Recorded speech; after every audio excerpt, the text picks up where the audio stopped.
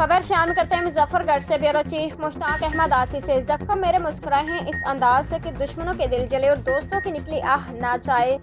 मेरी इस खानदार लबी पर देखने वाले के लब पर जख्म के भी तो हंसी मालूम होती है। मुजफ्फरगढ़ खानगढ़ के मारूफ शख्सियत जिला मुजफ्फरगढ़ का नाज, गरीबों, यतीमों और मस्कीनों का हमदर्द डॉक्टर अब्दुल रशीद शेख ने इलेक्शन के हवाले से खिताब करते हुए कहा कि मैं अपनी ज़ात के लिए नहीं बल्कि गरीब आवाम के हक के लिए आवाज़ बुलंद कर रहा हूँ। 1947 से लेकर आज तक जिला मुजफ्फरगढ़ महरूमी का शिकार रहा। मैं उन महरूमी का इजाला करना चाहता हूँ। आवाम से कहा कि उम्मीद है आप मेरे ही हक में फैसला करेंगे।